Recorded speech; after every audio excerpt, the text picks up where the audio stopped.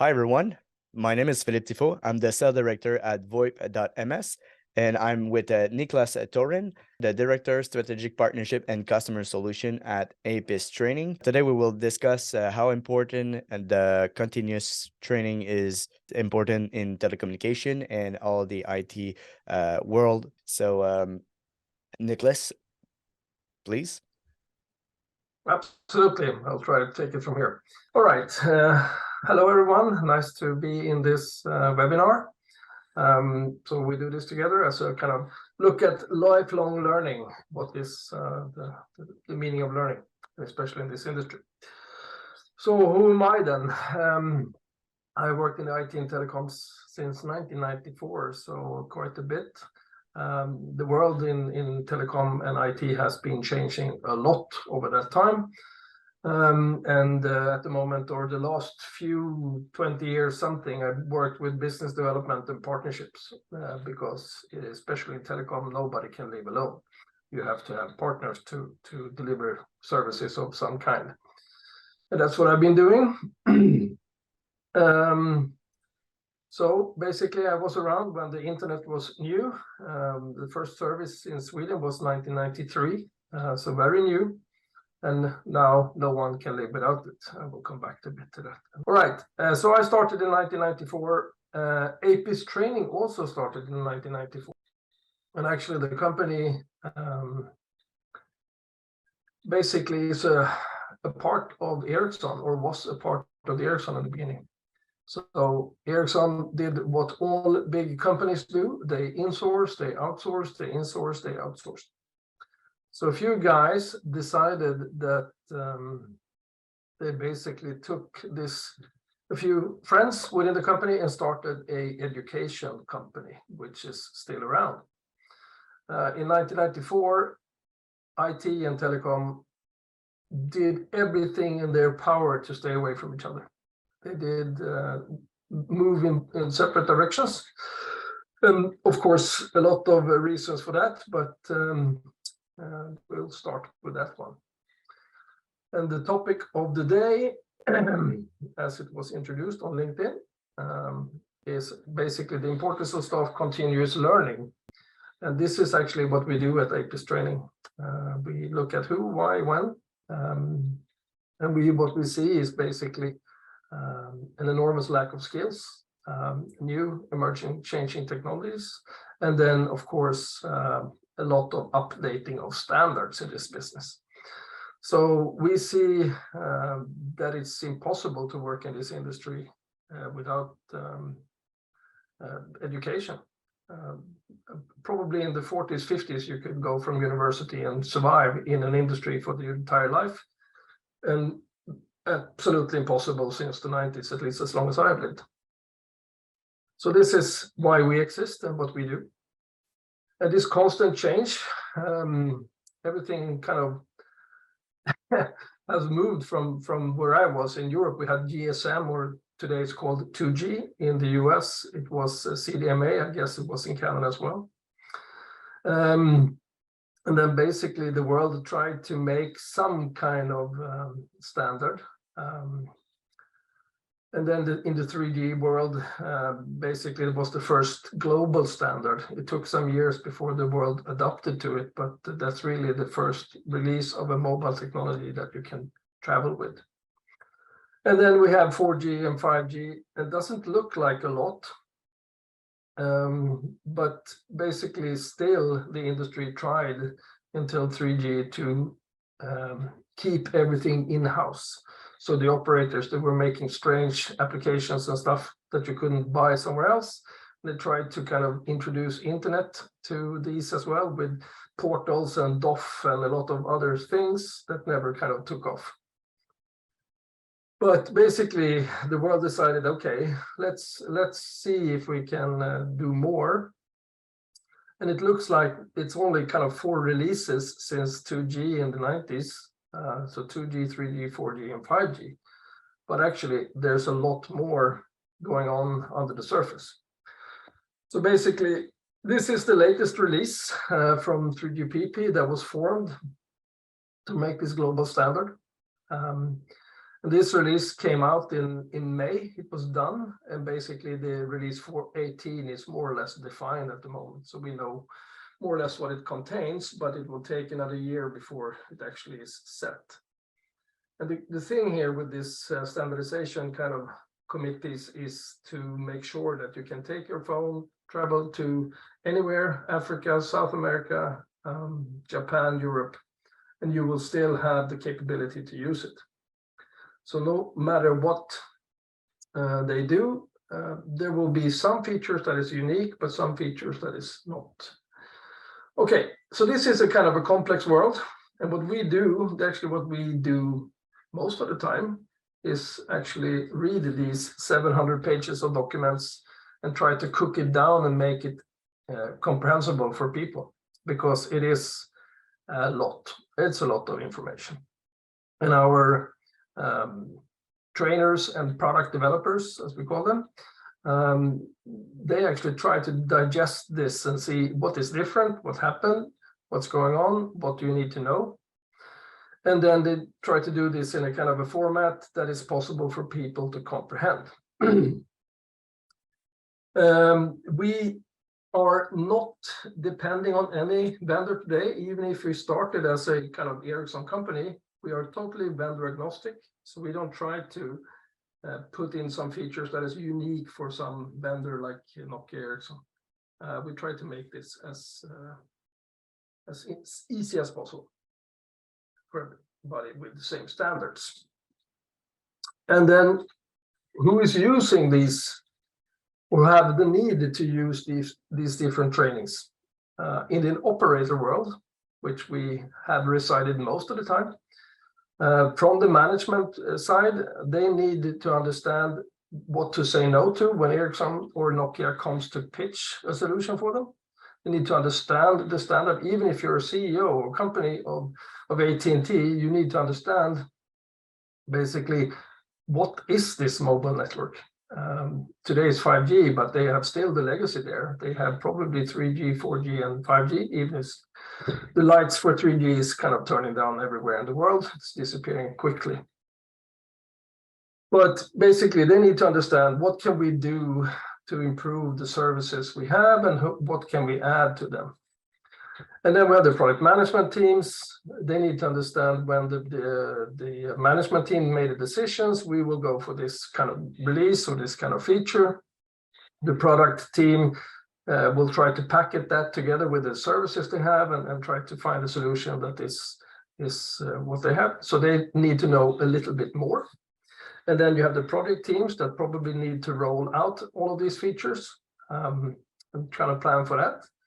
And then you have the marketing and sales that definitely need to understand what are they selling. If they're kind of running into a company or a customer with some knowledge, probably the features they get on the list with the service is not enough. They need to understand a little bit more, but I confirm. a lot less. Yeah, a lot less than the product team.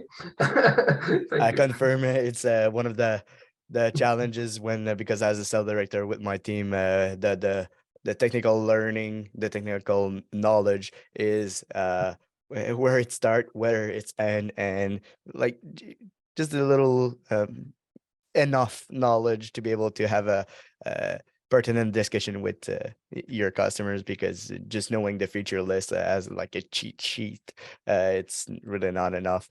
So I confirm that having at least a minimal training for on the technical part of your product is very, very, very important. Yes, and then you have the engineering team. They need to kind of make this happen. They have to roll it out and they have to kind of maintain it and support it and make sure it works, troubleshoot it. And the thing is that they need a lot of different things. In an operator world, the radio and the core is totally different things. Probably not the same people. There are so many things you need to understand differently. So in radio, it's a lot about frequencies and how do you kind of plan your network, how you build it out, and so forth. So it's a very different. These departments are normally very separated within an operator. And then you have the support team. So for instance, we have the support team of Telia in Sweden. They were basically asking us to do custom support class, so they could answer when they rolled out the 5G. What is the 5G? They got a lot of questions.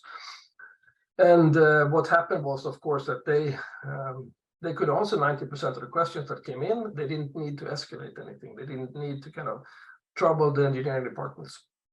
So this is also kind of an essential.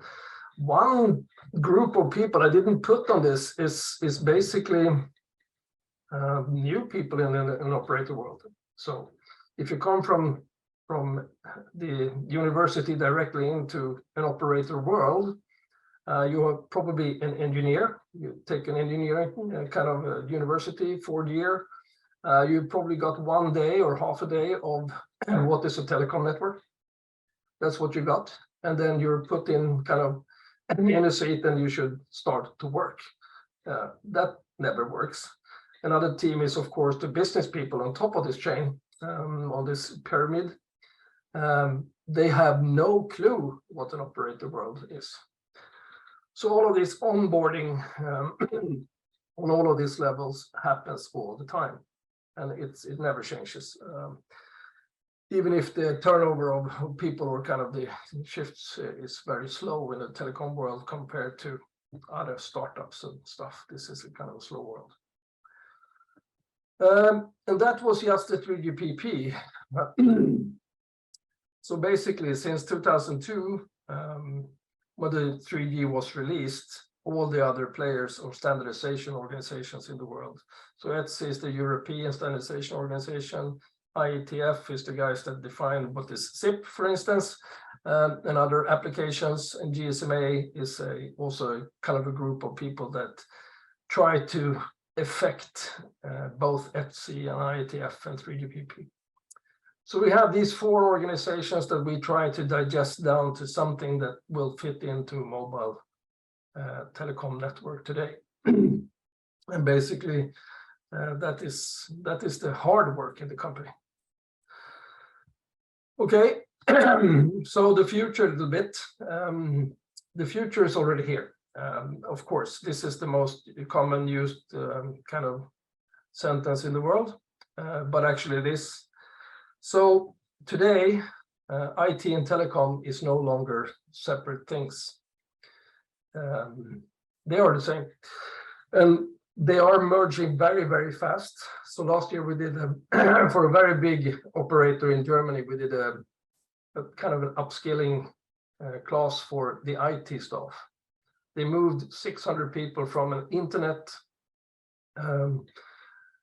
traditional only data networking team and merged them into the mobile team. And basically, they had to learn some hundreds of new acronyms over a day.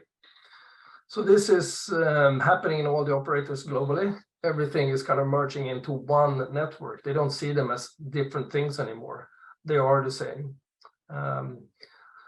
And the only thing is, of course, they still divide them into radio and core and so forth, but it's basically one network. So all the operators today see this as one global network. And actually all the telecom in 5G today is software. So you can run any kind of server, and that can be your core network or that can be your radio part.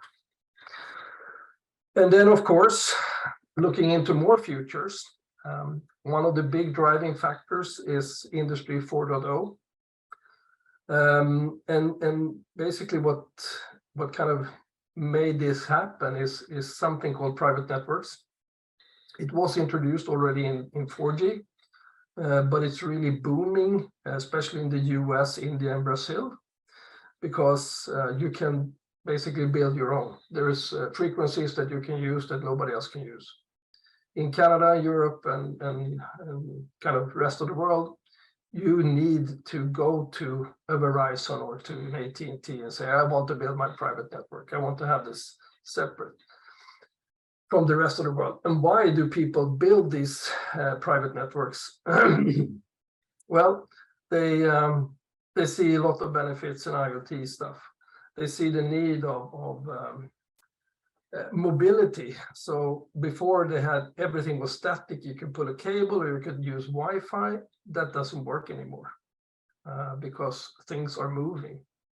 You have robots that move equipment from one place to another in a facility, or you have in a hospital, you have doctors or nurses that run around with some kind of equipment to monitor patients. So this is something happening in this entire enterprise world. So not only industry, so you have producing industries, you have hospitals, you have mines, and of big offices, like where you have several thousand people that need to move. But Wi-Fi is not dead. Wi-Fi will still coexist with this for quite some time. If you are still working in office, you're stationary, or you move from one place to another meeting room or so, it doesn't matter if you lose connectivity 1 second or 2. But for some of these robots, losing connection can be really devastating for this company. And the Wi-Fi is built for point-to-point. It's not built to be mobile, and also they have problems with patents that the mobile industry keep for themselves, of course. But the biggest driving factor is actually big data, collecting data, and to be able to make things more efficient and better and faster, and all the production smoother. So this is the biggest driving factor for this mobility, the capability of things and AI and so forth. So if you want to build your network, if you had asked 2 years ago, there was 3 providers in the world that you can go to get your turnkey solution. It was Huawei, it was Nokia, it was Ericsson. In the Americas and in the US or in the Europe, you could not use Huawei because of the kind of blockade and because they were doing espionage and stuff. So you could buy Nokia or Ericsson. This, of course, drove prices up a bit. So today, or at that, was it 2005, a few operators decided that this doesn't hold water, so we need to do something. And they founded a new alliance, of course, because it's possible. So they started something called an Oran Alliance. And this Oran Alliance, they basically have 345 members. And now you can go to 200 different companies and buy your private network, or you can, as an operator, go and buy equipment from not only the other 3. Strangely enough, actually only one of the 3 is a member of this today. So they are still kind of trying to keep their industry out of this alliance. This alliance do follow 3GPP, so they are also 3GPP compliant, so you can still take your equipment and move into an O-RAN network, and it will still work. So this is something that really happens. So it's not only kind of manufacturing companies or radio access and stuff like that.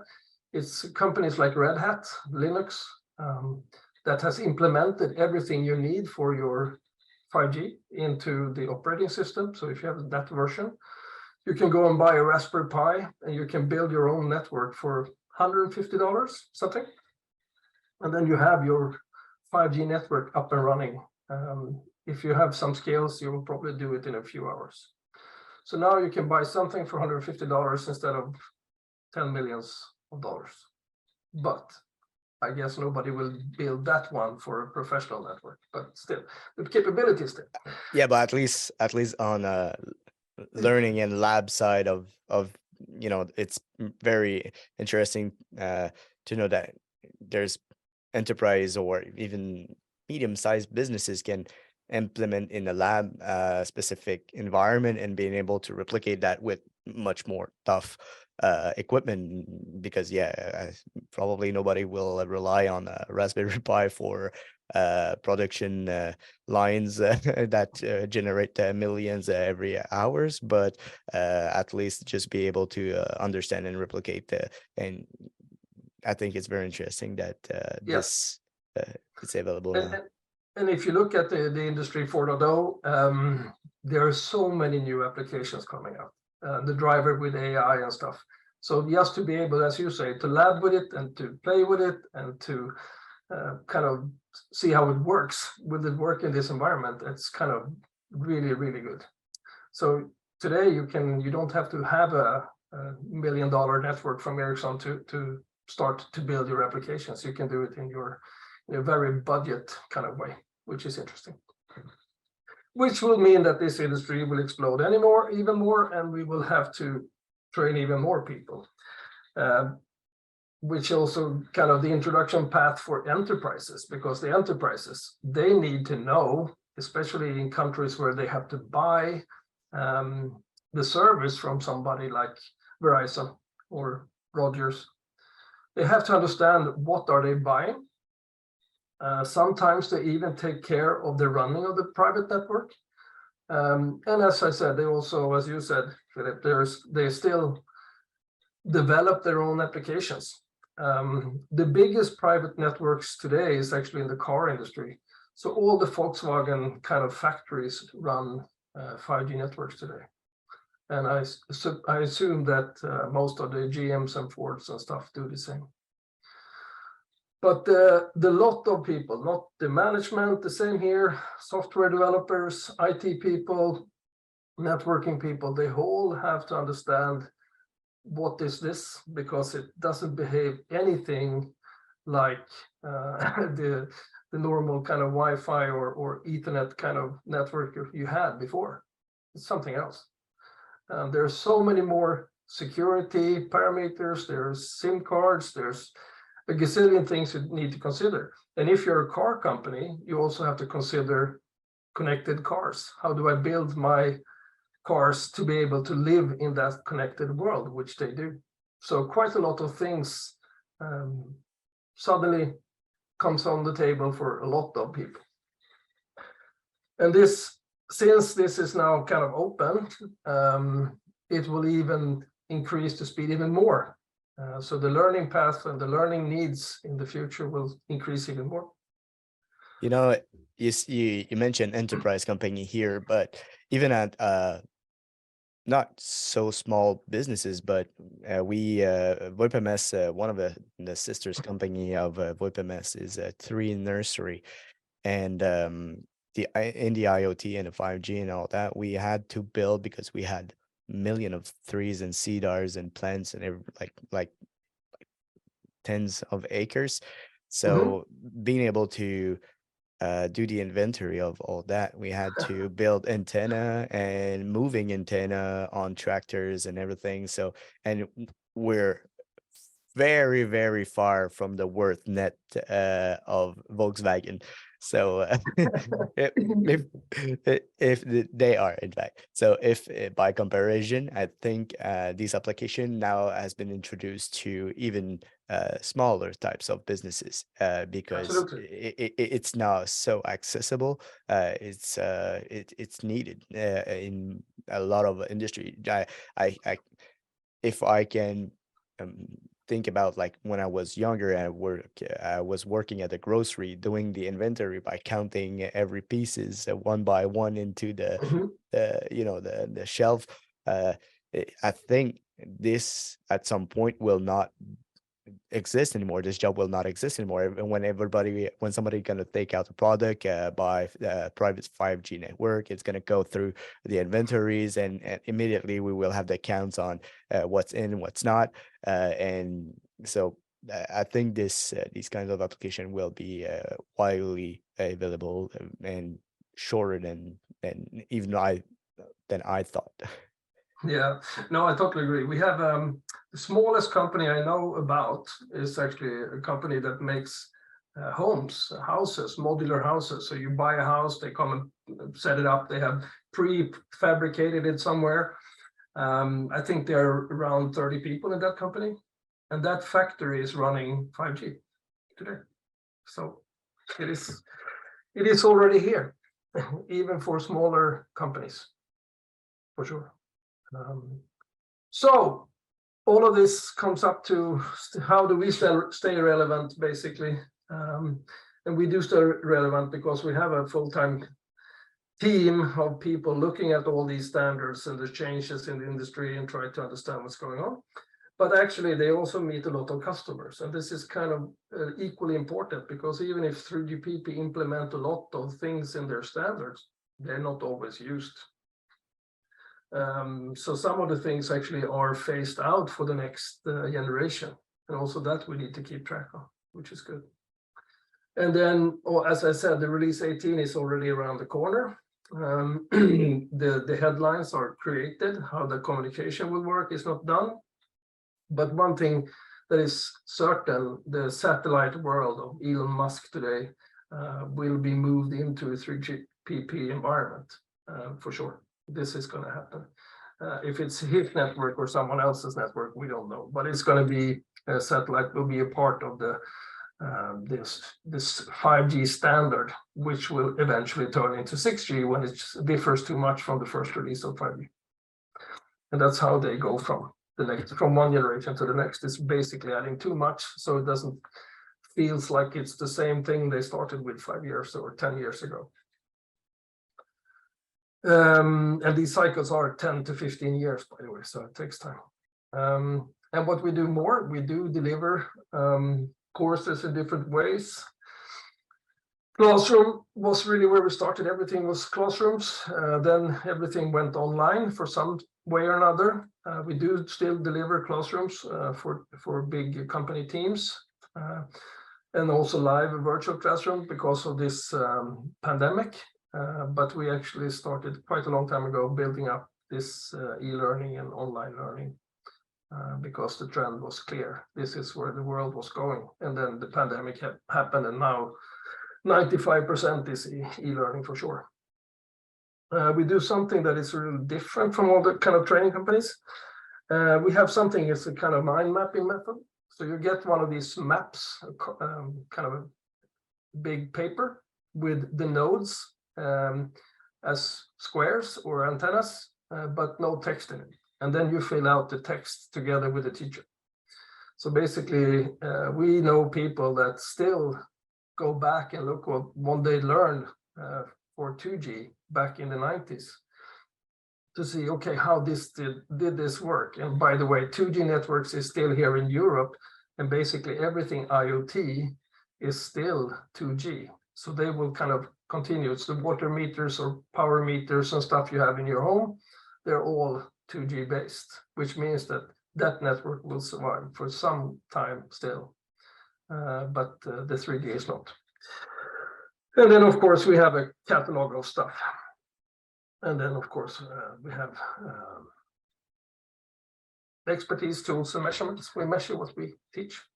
Just want to come back quickly about your catalog that you presented, because VoIPms is a VoIP provider. Just want to reiterate about the courses that you are offering. If you allow me, I can maybe share my screen with your presentation very quickly. So just going back to your catalog, one of the particular topic that might interest a lot of VoIPms customer is everything around SIP, IMS, voice over LTE, but also all the thing related, because you cannot have a good voice network if you don't have a good network. The TCP IP, and even I think business strategy. I think I was checking your website, and there's a couple of things related altogether that can make a lot of sense to learn if you want to have a good communication, UCaaS types of services, and maintain all that together. So this is really something I thought was interesting in your course offering. I encourage our customer to go check it out. Yeah, absolutely. Thank you. Now, one thing that, as you say, for instance, the SIP IMS we have, the training courses we have, all contain TCP/IP. So if you are interested in the SIP and how it works, you will not understand it without the TCP/IP. But we have an introduction to TCP/IP and how that works. Not in details, not in how the kind of subnets and stuff are set up and the version 6, but the foundation and the basics behind it. The good and bad part, I must say, around our SIP courses is that the last time SIP was updated by IETF was in 2004. So actually the last time we updated the course was in 2016. So they use words like ISDN, ATM, and frame relay, which is a little bit outdated. So we are going to do an update of this course, that I can promise. But the content of the SIP part is 100% correct, and the other one is just an introduction. Glad to know, but still, I think at least the foundation and the root of these courses are still relevant in any cases. So it's worth to check this, even if you're not operating like a multi-million dollars telecommunication network, just to know how to configure all that. It's making sure that you know all the detailed. It's a fundamental of running a SIP or a voice services for your customer, because most of our customer, a lot of our customer are MSPs and are telecom resellers, and they need to maintain that. So this is where they can keep learning and making sure that they are not outdated about their own protocols. So which is good. No, I totally agree. Thank you, Niklas. Honestly, it was very interesting, all the history behind that. Sad to say that I was 4 years old when you started at APIS. Well, and I feel like I'm 4 years old sometimes, so that's fine. But I did saw a lot of the evolution, but not with the same perspective. It more like as a consumator or consumer or not even sometimes. But the evolution is going very, very fast, and it's very interesting the history behind that, and it's the world is going through these 5Gs and IoT and AI on top of all that. So I think it's really worth to be on top of that knowledge. Moreover, if you're making money out of this, if it's your business, I think it's the most important thing. It's being able to, yeah. And thank you for, in a polite way, tell me that I'm very old.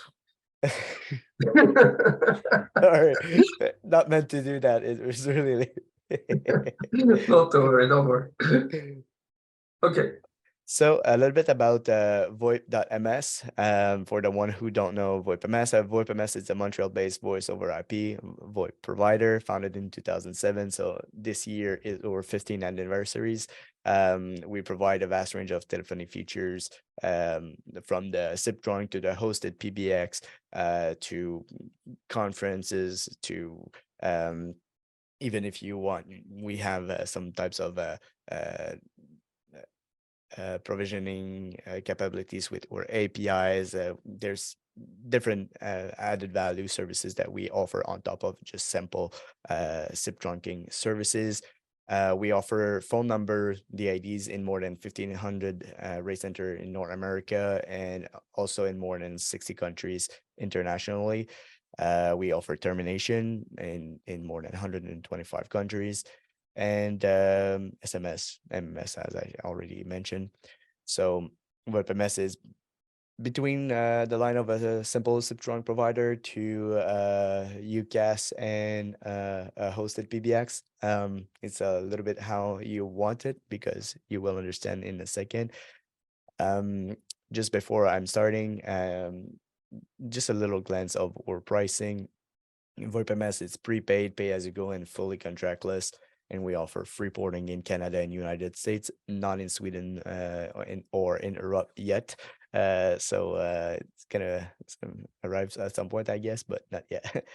Um, why VoIPms? Because we are fully hosted, feature rich, bring your own solution, and pay as you go. So there's no contract, there's no commitment. It's really like usage based and self-serve. So you can start up, open an account, and takes like 5 minutes to connect your application to VoIPms, and you're ready to go.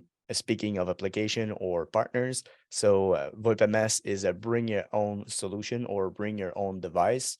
You can connect a lot of application, software, PBXs, soft switch, name it. If there's two things, if it's SMS capable or if it's SIP capable, you can definitely and highly probably connected to VoIPms.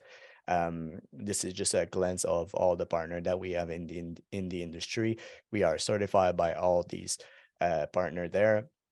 So as you can see, it goes from headset providers to soft phone to PBXs to texting platform to it's very all around communication. A little bit different from APIS, but as I mentioned, most of our customer are uh, MSPs or telecom resellers or at least IT administrators or IT system administrators. Most of our customer work in IT. Most of our customer work in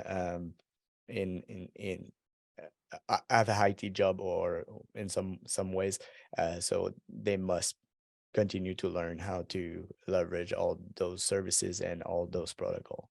So that's why we have started to work with APIS to make sure that they know that there's some solution or credible solution on the market to be able to continue learn technology topic.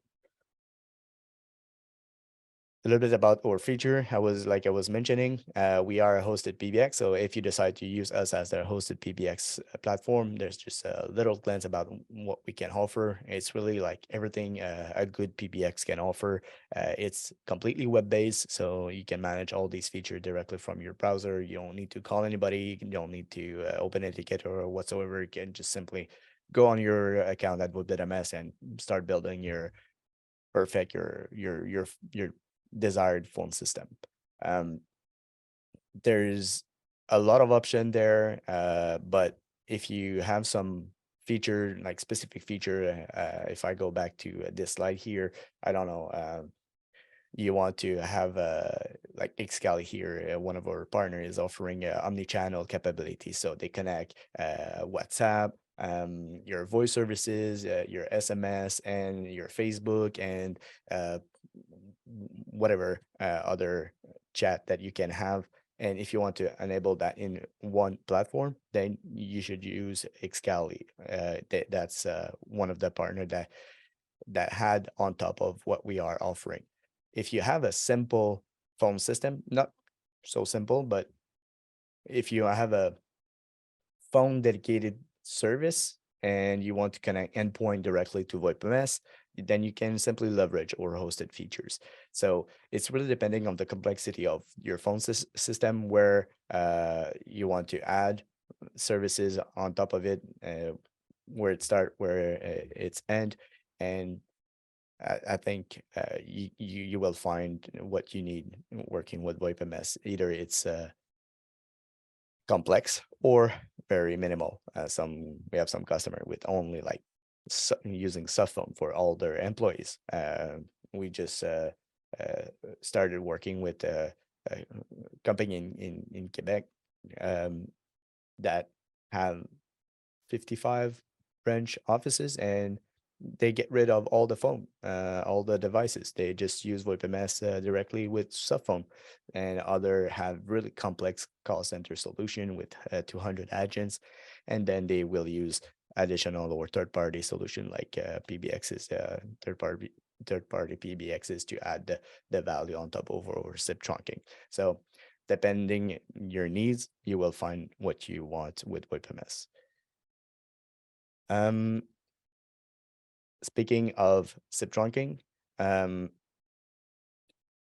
VoIPms has a network of more than 50 locations strategically located across the globe, from East Coast to West Coast in North America.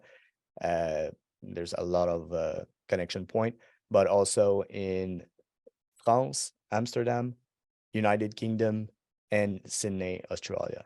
So you can connect all your endpoint, your PBXs, all your devices directly to one of our PUB internationally. Our network is monitored 24/7, 7 day a week, all year long. So we make sure that everything keep running. A little bit about our API, because good services without a good API is not really a good services. So VoIPms API have more than 300 function, so you can connect your API into your front end and have your own customer interface.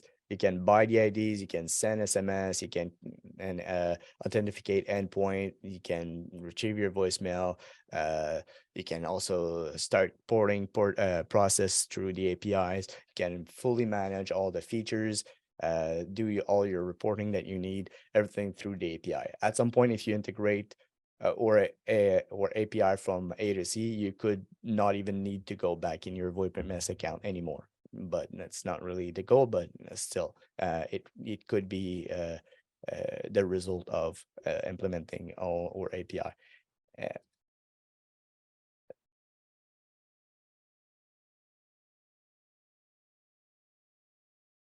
I have a question from Roy. Yeah, you submitted a feature request. You can send me an email. You will also have my contact detail at the end of the presentation. So feel free, send me a direct email. And it's gonna be a pleasure, Roy, to check this out for you.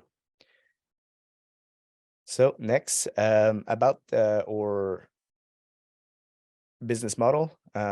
Not so complicated, as I already mentioned. It's prepaid and pay as you go. So you add some fund into your account, and all your usage is deducted from this balance. After that, it's fully self-serve. Like I said, nobody needs you don't need to call us or whatsoever. You can do everything online. We accept all the regular payment method. Fully contractless for MSPs, IT, resellers, telecom reseller, and so on. This is very important for them because huge commitment sometimes can be, I don't want to say scary, but it can be a way to, it's not really helpful within your businesses. Needed to commit to a certain level of services before starting selling a vendor like VoIPms. I think it's a little bit counterintuitive. We have another philosophy about that. We prefer that you start using VoIPms, and then we can offer you uh, usage-based discounts if needed, and we can discuss about that. But we will never ask you to fill up a contract and commit to large 5 years, hundred of thousand of spending per month, and so on. And lastly, as I already mentioned, we offer free porting in Canada and North America. A little bit about the success stories. We have worked with the largest enterprise in the world. So Toys R Us Canada, Icon Health and Fitness, and a well-known cPanel. So for all of these companies, basically we are one of the partner of choice to implement either hosted PBX services or SIP trunking. So we just connect into their infrastructures. And they choose us for the ease of use. So they choose us because it's not complicated, and they can turn on a new location, and new offices, and new employees within a minute. So that's basically the reason why they have choose us. They have different use cases, but basically that's the end result was the ease of use of VoIPms. For Toys R Us, their use case was their multi-location across Canada. I think they had 82 location. Icon Health and Fitness, it was they have small offices here and there around the world. And for cPanel, whatever they were expanding within their headquarter, within their I don't want to say call center, but their corporate communication centers, they can add up new channels, new SIP-trunk within minutes. So it's simple use cases, different use cases, but at the end, they have all choose us because of the ease of use of our services. A little bit about our team. So I'm the little guy in the middle. So VoIPms team is a team of more than 50 people, roughly 60 now, with a seniority of average of 5 years, 6 years. So we don't have a big turnover or staff stay at VoIPms. So VoIPms offer 24/7 technical support in chat, ticket, and emails, and we are geared to help everybody across North America in French, English, and Spanish. We just launched our Spanish version of our website, so feel free if it's your common language, go check it out. It's very interesting in this market now in United States.